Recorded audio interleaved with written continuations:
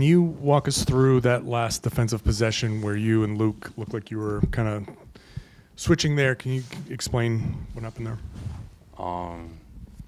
We had a foul to give the previous play before, so we used the foul to give, and after we seen kind of what they was in, like you knew like they were probably trying to get an ISO.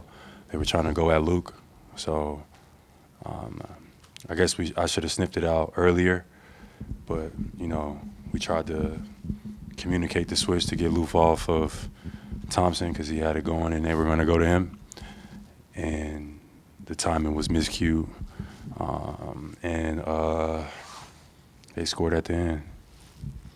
Joe took that on himself. You seem like you're taking that a little bit on yourself too.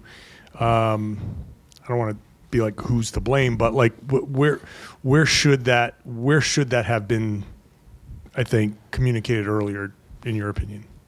Yeah, I mean, it's tough to switch like that or try to make that call. We should have probably just stayed.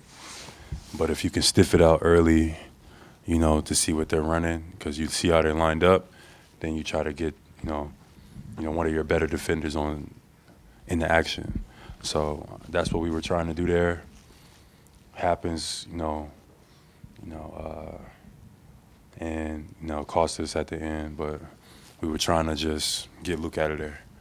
And what is the feeling after this game? Because this was a tough back and forth. You guys came back off the long road trip, but you still were fighting to the end, even shorthanded, and it was back and forth. Do you come out of this feeling, I don't want to say moral victory, but do you feel better about most of this performance? How does this feel as compared to some of the other struggles you guys have had recently? I thought we competed. Give credit to Houston, like the people we wanted to make beat us tonight. We wanted to get Jaylen, Fred, and Sengun. We wanted to take them away, and then we kind of accomplished that. But Dillon Brooks and Amin Thompson, they made us pay.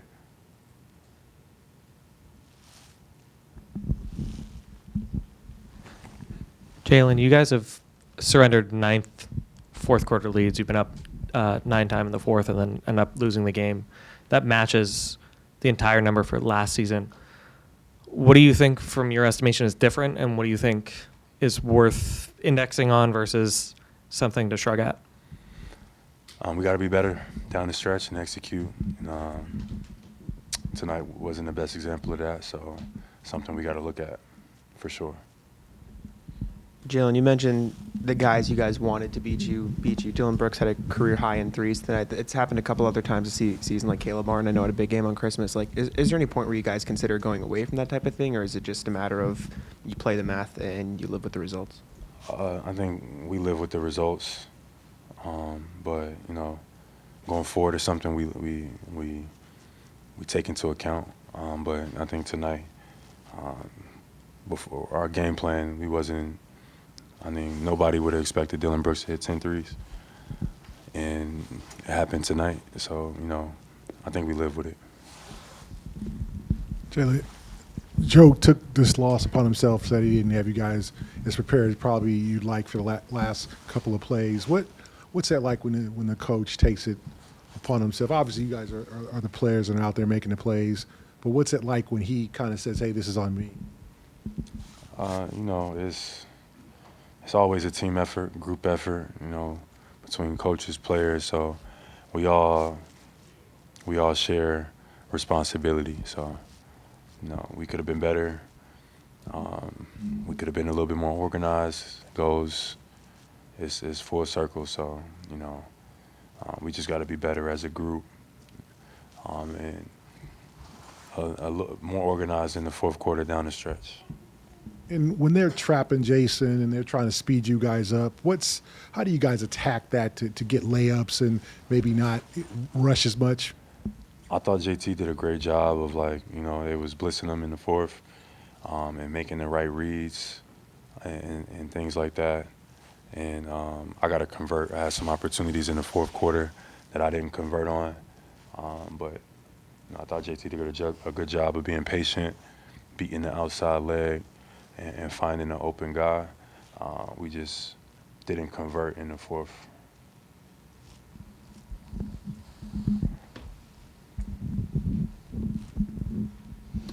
Jaylen, with Al being a last-minute scratch for you guys, and when did you guys find out about that, and just how did that kind of adjust the game? I know Luke had a good game, obviously, thrown in there, but obviously you were playing under a lot of different lineups out there that we don't see much with you guys having 3 guys out. Yeah, we didn't know before. We didn't know until the game kind of was getting ready to start. And give credit to the guys. Thought guys came in and played well. Luke had a good game offensively. Nimi came in. Jaden gave us a little bit of a spurt. So we had guys that step up to the plate and just, the rhythm of things, and we just didn't convert in the fourth quarter. But we got some good looks. And that last possession, we were a little disorganized, and that's what happened. Switching gears a little bit, tonight was moved for Heather Knight. What did she mean to you, and how meaningful is it to have those kind of nights here inside TD Garden? I think it was great. Heather was one of the first people that I got to know in Boston. Through PR, she would, always be following me around, and anytime I was doing anything in the community. And we had a lot of great times. Sometimes she would bring her family along, her daughters, and now they're like grown now. So we loved Heather. I loved Heather. It's unfortunate that things happen like that, but it's great that the Celtics took the 4th step to commemorate her, because she was great.